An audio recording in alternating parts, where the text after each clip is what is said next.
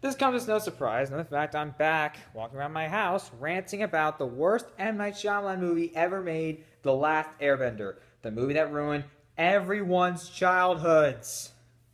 Not to mention the fact it just full out completely ruined Shyamalan's career. Wow, well, you're such an idiot, Shyamalan. Oh man, you are such a fucking idiot. Although I think Yale James is dumber than you because seriously, I couldn't get to the first page of Fifty Shades of Grey. But there's my review on that. I gotta redo that. Cause that audio sucks ass. Anyway, let's get to the Last Airbender. The Last Airbender is based on the popular Nickelodeon show Avatar: Last Airbender. But of course, Avatar was taken out so that it wouldn't be confused with Avatar. I find that somewhat believable, but also kind of a little stupid because he's the Last Airbender. The title is also. That's just my opinion. And it's based, and the show was, and in case you guys don't know what the show is, the show was set during a time where these four bending nations were at war with each other. And the Avatar, and there's a prophecy that the Avatar, the master of all four elements, which is fire bending, earth bending, water bending, and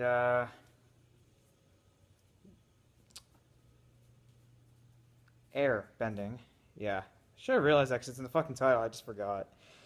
It's about like the Avatar is the one who can help bring peace to the nations, and this boy who's been frozen for 1,000 years, who's unthawed, named Aang, and he's taught, and the series centered around him learning to master these elements so that he can bring peace to the nations. It was a great show, anime-inspired animation that worked so well, a fantastic blend of comedy, drama, and action. And it was such an enjoyable show. I mean, everyone who was around my age or who watched Nickelodeon 2000s when it came on, they watched it because it was such a good show. It had a long run and a legacy. Spawned some video games that weren't, they kind of sucked. Actually, they were pretty bad. But it was always worth going back and rewatching the show because, you know, it's part of our childhoods and it's a great show. It's one of Nickelodeon's best animated programs, if not their best. Unfortunately, and of course, a movie adaptation doesn't sound too bad of an idea because the show is made on a major scale, and they have such big ideas, mythology, and that was suitable for a film because hey, why not make it on a grand scale?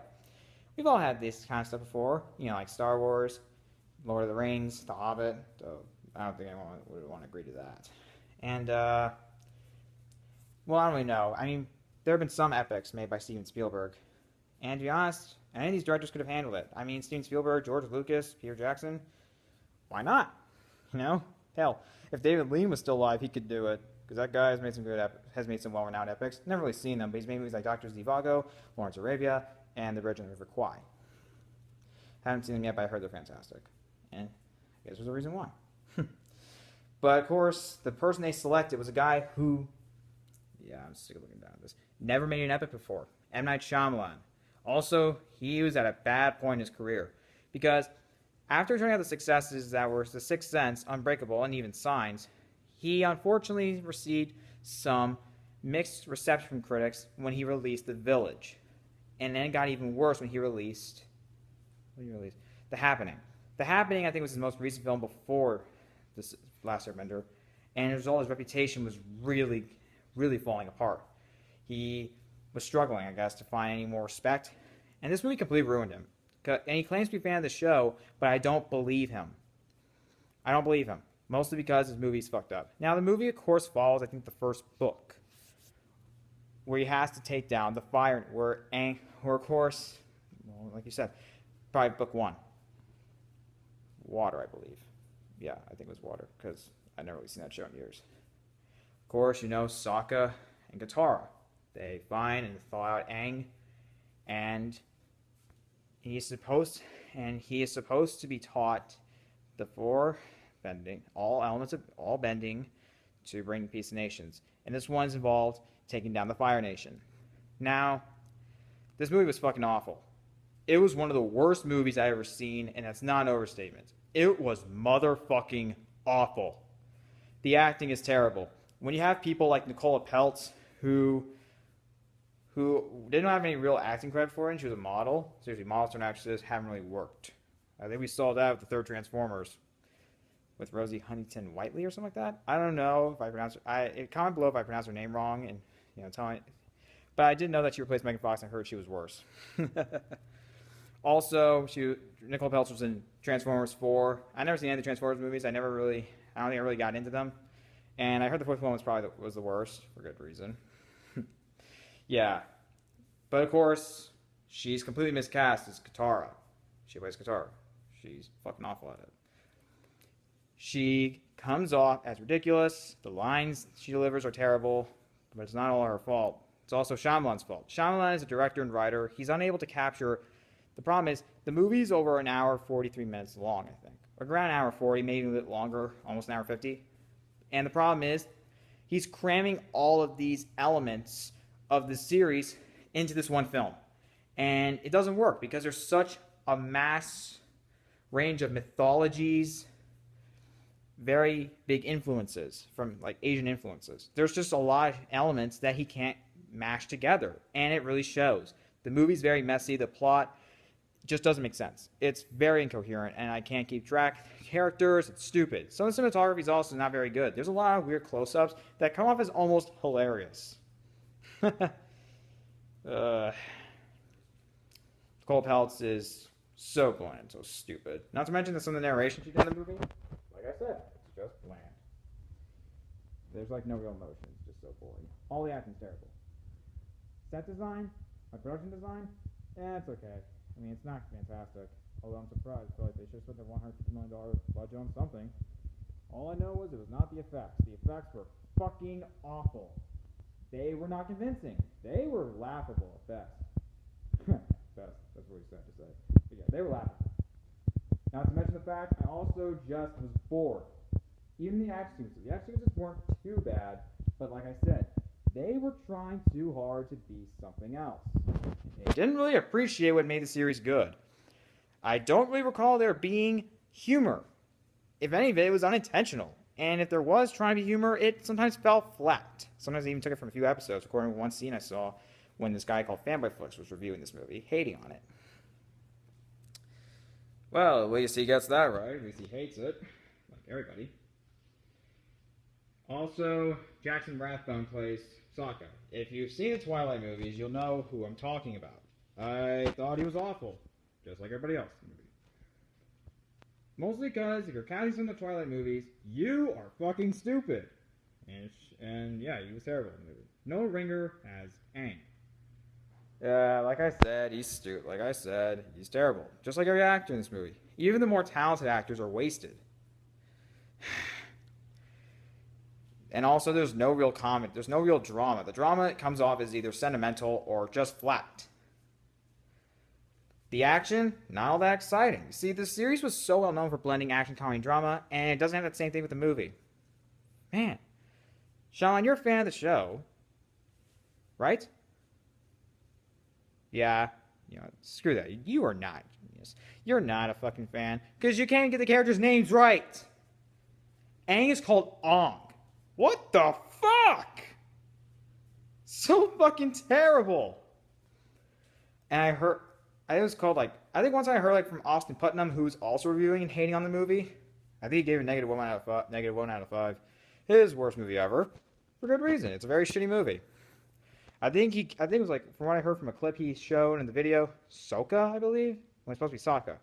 Now, I don't remember the movie because I hated it that much and I forgot about it. For good reason. But I do remember some things about it that I wish I didn't. Fuck. It's really bad movie. Just don't see it. If you're a fan of the show, do not see it. If you believe that Shyamalan's a fan of the show, yeah, just don't see it because he's not. I already complained about what they got wrong with this movie. And they kind of teased a sequel. And they haven't made one since. It's been 5 years. There's no way they're doing it. Because first off, the movie didn't make a lot of money. Because, you know what? Don't rip off your license. Do not ruin the properties or the things you're adapting. Try to make it good. Seriously, there are times where quality leads to money. Lord of the Rings are masterpieces. They made billions of dollars. Same for Star Wars. James Bond. Okay, they varied in quality. But the good ones, they made a shit ton of money. Got all the highest grossing, but we all know that. Ugh, fuck. Shrek has made a lot of money. I ran out of ideas there. I don't know what those mean. The Marvel Cinematic Universe. There are times where it has varying quality, but there have been some good ones. There have been some great ones too, and those made shit tons of money. Sure, of course, that's Marvel. Yeah. But there is quality. The Dark Knight made more money than Batman Begins. Because not only was it better than the first, well, it was better than the first one, but it was also a major improvement in terms of story, the scale, and also Heath Ledger as a Joker. They did a lot right. That's quality. You can't just throw things in a movie and expect them to make money. You have to make it good. You have to make the best use of it. And the material that Shyamalan had was so thin and was so out of range in terms of so out of range that I can't connect to them. I can't connect to the story. I can't connect to the characters. And I just wish that this movie would just go away. I know we love to hate on it and, call it the best, worst movies ever because that's what it's known for. Being one of the worst movies ever made. Fuck. Yeah, I know. I keep saying that a lot, but I can't stop ranting about this movie and my frustrations I have with it to this day. Watching it was so fucking insulting. Anyways, guys, just don't see this movie. Seriously, I'd rather just stay the fuck away from this movie. Do not watch what's on TV. Don't even watch the advertisements, because I don't think they're that good. Okay, I know I'm being very melodramatic about that, but seriously, just don't watch this movie. You're better off. I sat through it. Some of us have sat through it, because it did make money. Well, kind of. We've sat through it. We've all been insulted. We wish that we never saw it again. Let's keep it that way.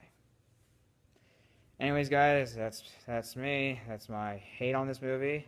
If you like what you saw, you can subscribe to this channel and expect more reviews. I want to clarify that. I said 1,000 years, but it turns out it actually Aang was frozen for 100 years. I always want to clarify that in case you guys were confused. Because you said, oh, I thought it was 100 years. Because you guys still remember the show. Yeah, it was 100 years, actually. That's just a notification. I just want to make sure you guys weren't confused. See, that's devotion to your fan base. Not what Shyamalan did. God. Now, I did see Trevor's new movie, The Visit. And yeah, it looks weird, but I've seen weird movies that are good. We all seen Tim Burton movies. And Wes Anderson movies. They're not exactly weird, but they're very idiosyncratic. So they're very different from what we see usually, like an Adam Sandler comedy. Fuck that guy. I'm probably going to rant on him later. Seriously, let's bet on that. But I find those good. Now, I'm hopeful that this movie could work, but I'm still skeptical. Because I know it's an independent movie, and it could show him getting back to his independent roots. But I'm still skeptical, because I don't know if it will work. If he'll ever regain that respect that he lost with with all the movies that came out after Signs, especially Last Airbender and After Earth.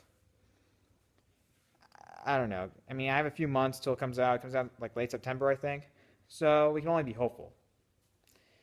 I might wait for the reviews and decide if I want to see it or not, if it's playing, because usually they're limited release, but we all know that. Yeah. I'll hope. Let's just hope. But I doubt it.